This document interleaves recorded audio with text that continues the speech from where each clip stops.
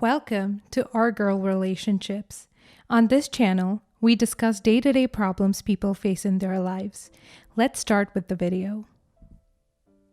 I used to always be so fond of telling the story, the one in which around 31 years ago, two best friends happened to get pregnant around the same time. They gave birth to two girls who ended up having a stronger sisterhood bond than the actual birth sisters have.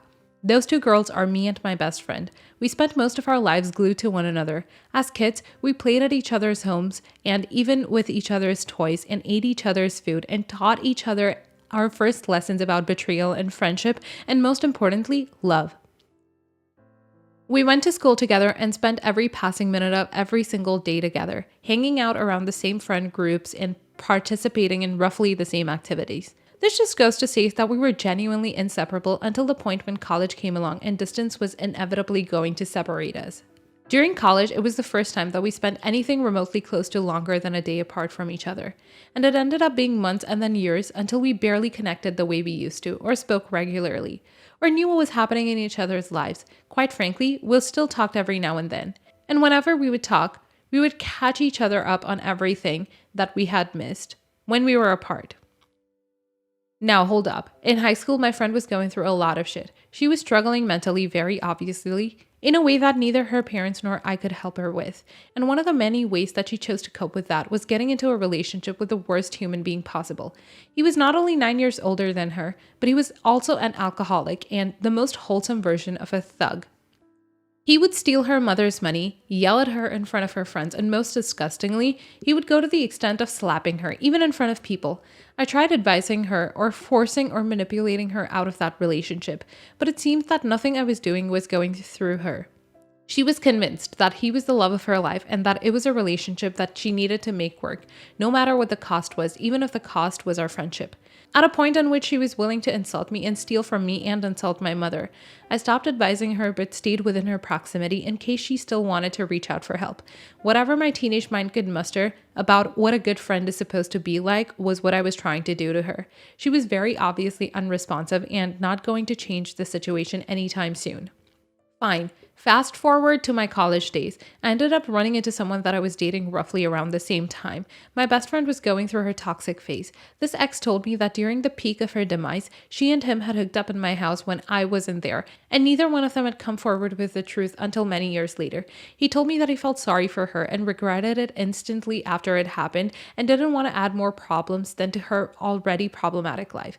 Considering the fact that everybody knew about her toxic relationship and how it was taking a toll on her mental health. He said that he didn't want to put her life at risk or make her suicidal by ruining pretty much the only good thing in her life, which was her relationship and friendship with me. She, on the other hand, never paused for a minute to tell me or confess to me, even though our relationship was one in which, in case something like this happened, neither one of us would shy away from coming forward with it, or at least so I thought, and that's the way it has been on my part. When I confronted her about it and told her that he had told me they basically both cheated on me and never told me, she tried dismissing my feelings by saying that it was a very long time ago and that she was going through a rough patch, which I still consider valid, but I appreciate truth more than I excuse behavior with mental instability. I once again let the situation slide without letting it jeopardize our friendship and moved on like it had never happened. I felt like I owed her that because the reason she got out of the toxic relationship was because I told her it was either me or the toxic boyfriend, and she ended up picking me. I'm not sure how that correlation came to be in my mind, but at the time, I thought it was an eye for an eye kind of situation and didn't make a big deal out of it.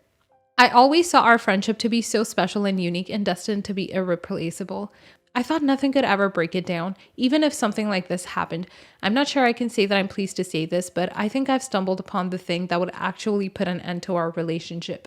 A week ago, my husband came back home at around 11 p.m. without informing me that he would be out late. He stumbled into the home barely able to walk, basically blackout drunk. I obviously couldn't ask him where he'd been, but alarms immediately went ablaze in my mind. So I went to check his pockets and found a wallet. Lo and behold, it belonged to my best friend. The reason I don't say my best friend anymore is because finding her wallet and my blackout drunk date attire dressed husband felt like nothing short of a stab in the soul. Not just the back, and definitely more than enough to fuck up our best friendship. I immediately put two and two together and sent my husband out to sleep and sober up, then drove my ass to her house. I asked her what the hell happened. To my disappointment and not surprise, I found her extremely drunk as well. She wasn't in as terrible of a state as my husband was, but she was clearly not in her right mind. Even in that state of being, she managed to look at me in the face and tell me that it's not a big deal that she had invited my husband without me to something that resembled a date more than our actual dates did, and sent him home blackout drunk with his pockets full of her stuff. I tried giving them the benefit of the doubt and assuming that they were probably at some party and were conjoined by faith, and he offered to hold stuff for her. But seeing the dishes and plates that were on her table insinuated that they actually had dinner together at her house, just the two of them, without me, without even bothering to inform me. I'm currently at a hotel speaking to neither one of them, and I'm not sure to what extent I can allow my reaction to go. On one hand, I want to give them the benefit of the doubt and talk to them and allow them to explain themselves. And on the other hand, knowing her history and how she's lied to me before about plenty of things and hid the truth in plain sight to manipulate my emotions and perception of her makes me think that even if I asked her and my husband, they would be more likely to plot something up to keep me in the dark and uninformed of whatever is going on between them. At the end of the day, she had cheated on me with a partner before and kept it away from me for many years to come, and there's no reason for her to not do it again. You shouldn't be blindsided by your belief that this relationship is all too unique and perfect to be ruined because of her cheating on you with your partners. If she actually had appreciated and loved you as much as you love her, she wouldn't have done any of this, not cheating on the ex-boyfriend and not inviting your husband to dinner without even knowing. It seems like she's always been toxic, and just because you think this friendship is so unique and destined to end well, doesn't mean that it actually will. And you shouldn't wait for the end of the world for you to put your foot down and end whatever best friendship that's resulting in jeopardizing your marriage. I genuinely think you should trust your intuition and not be blindsided by your love and affection towards her or your husband. If your gut is telling you that they did something that they shouldn't have that night and that they certainly cheated on you, then if you don't listen to yourself, you'll be jeopardizing something that's even more important than a friendship. You'll be putting your relationship with yourself at risk, and that's genuinely the worst possible consequence of this whole situation. Next story. I, 26 female, have been with my boyfriend of 5 years. We just moved in together.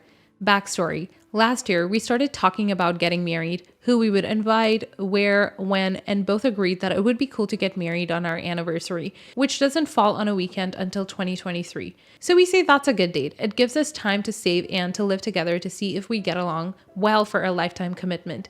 We've shared those thoughts with close family and friends. Also, he said that he still has 2022 to propose whenever he thinks it's best.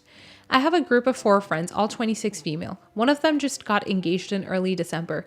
We're all over the moon already talking about traveling somewhere for the bachelorette party. That's why a few days ago, one of them asked me if the bride-to-be already had an estimated date for the wedding and therefore for the trip. The conversation started about her not knowing exactly when they will get married, but maybe this year or the next one. We talked about as bridesmaids having to pay for the trip, how we could save money, etc. One of them said something like, "Please don't get married in the same year," talking to me. I said late 2023, save the date. To which the bride's sister said, "We'll talk when you have the ring." To which I said, I don't depend on a thing to know when, if I will get married. I believe it's not like other times when women basically had to wait for their partner to propose in order to know if he wants to marry them or not. Me and my boyfriend have talked about it and we're okay with our timeline. She messaged me saying I shouldn't plan a wedding without an engagement ring, especially when we're talking about another wedding. I said I only said it because someone else told me not to get married the same year and I was making clear the date we were thinking about. And we, as girls, have already talked about it so many times before, and I wasn't telling my friend when to or not to get married. I'm not even planning anything. She still called me rude and said I should wait to be proposed to, or at least until my friend chose her date, in order to choose mine with a fair frame of time in between. I understand their worries about having to save for both events and being hard if they're in the same year, but am I the a-hole? Not the a-hole. In my opinion, it's setting the wedding date that actually makes you engaged, not the ring. You and your significant other also don't have to have had an official proposal to know you're on the same page about wanting to get married and agreeing on approximately or even exactly when you want it to happen. I speak from experience. I moved in with my now husband about 8 months before we got engaged, which we did. On our 5-year dating anniversary, I wanted to get engaged on our anniversary. We picked out the ring together, planned the evening out together. He just asked the actual question, We also got married on our anniversaries, so now all of our anniversaries are the same day. If you and your significant other are also 99% sure you want to get married and you really want it to happen on your anniversary in 2023, then you pretty much are engaged. It's just up to the two of you when you want to go public with it. Not the a-hole. Your friend has an out-of-date idea about the ways in which engagement can occur. And the idea of claiming an entire year for one friend's wedding is absurd. But you didn't even say that. You acknowledged that this might be a request that can be accommodated, absurd or not, because your date is set, so she can proceed knowing that. That was helpful of you to tell them. I'm married, my husband didn't propose, I didn't propose. We bought our rings together after finding a date that suited our needs, after several years of knowing we'd get married at some point. No one has ever suggested that any part of our engagement or wedding wasn't correct or real. Next story. So I wasn't going to ask this because I knew I would get responses calling me an ungrateful, spoiled witch, but this keeps bothering me and I need outside perspective. Every year, each member of my family tells each other everything they want for Christmas, and we all get at least one item from our list from each person. A few months ago, I was starting to build my list to let my family know what I wanted for Christmas. I was immediately stopped by my mother who said, "Oh, don't worry about your list. Your brother already got you a gift that is out of this world. You're gonna love it." My response was, "I haven't told anyone what I want though. How am I gonna like it?" And my mom said, "You just will." I was upset because my brother hadn't spoken to me due to being out of state in college, so he had no idea what I wanted. As the weeks led up to Christmas, I got everyone in my family 3 items each from their list, and every time I tried to bring up that no one had asked me for my list, my mom and dad would always say, "Honey, your brother spent a lot of money, like in the thousands on your gift, so please just be grateful." So I figured, the gift must be awesome the way my parents were hyping it up, so I stayed quiet. Christmas comes and everyone opens their gifts. I get my brother the 3 items he asked for, same with my parents. When it was time for me to open my present, it was a diamond tennis bracelet. I never asked for a bracelet. In fact, I do not like jewelry and I do not wear jewelry either. I thanked my brother and immediately tried it on, but was shocked when I realized that was the only gift under the tree for me. Apparently, I made a big deal about it, saying that it was rude for no one to even ask me about my list, yet expect to get something from theirs, only for me to get a bracelet I don't even like and never asked for. My parents called me ungrateful and disrespectful and said I single-handedly ruined Christmas because of my behavior. My brother said he saw me looking at jewelry a few months ago on my computer and immediately bought the bracelet. But I was looking at the jewelry because it was rumored that my favorite celebrity was engaged based on a photo of her and boyfriend wearing an engagement bracelet. And I wanted to see if the rumors were true. They were, by the way. I told him, had he just asked and not assumed like a dumbass, we wouldn't be in this situation. Now everyone hates me and is calling me ungrateful and saying I always try to victimize myself to make others feel bad because I'm so negative. I don't know, was I out of line for this one? These parts were not said out loud. They are only my internal thoughts because a lot of people think I called my brother a dumbass. I didn't. Your brother thought he was doing something huge and wonderful and expensive for you and it bombed. It happens. And it's really, really hard to tell someone who thought they were doing something huge and wonderful and expensive for you that it bombed.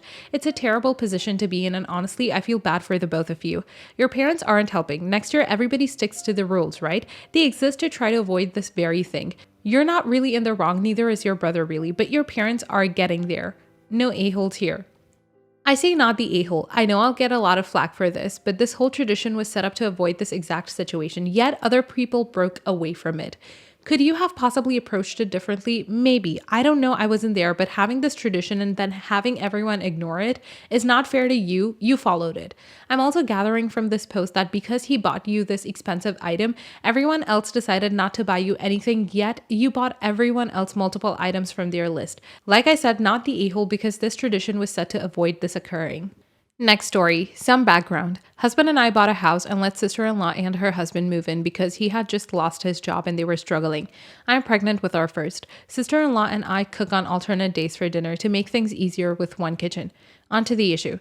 My sister-in-law got home late from work yesterday, 4:30, and it was her day to cook. She's a teacher.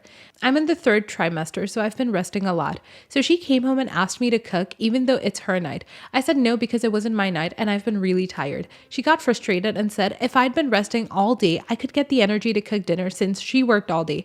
I still said no. We both agreed on cooking. She went to her room and my dear husband came down and asked what happened. I said sister-in-law wasn't cooking dinner and he suggested takeout.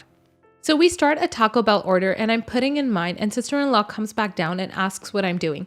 I say we're ordering food for us since she wasn't cooking, and she says, "Oh, can you add 6 tacos for me and brother in law?" I said no because fast food is expensive, and she pitched a fit. I finally said if she would pay for it since it's her night to cook anyways, then I would add it to the order. She said no, of course, and then stormed back off and got mad at me for refusing to cook or get them food. Dear husband is on my side, but did say since they were having financial issues, we could have been nice. But sister-in-law already eats things out of our pantry and doesn't always do the dishes, and we've bought them takeout once or twice before, only when it was my night to cook and I didn't plan. Sister-in-law's husband is staying out of it, so am I the a-hole in this situation? Not the a-hole. If she didn't feel like cooking, she should have picked up takeout, ordered food in, or what a concept, asked brother-in-law to take a turn. But instead, she chose to put it on you and throw a fit like a toddler when she didn't get her way. You didn't need more than one dependent baby in your house. I think it's time for the big ones to go. Not the a-hole. I've been on bed rest since my first trimester of pregnancy. I can rest for a week straight and still be too exhausted to move. Your sister-in-law needs to look at the real world. Plus, her job isn't physically draining.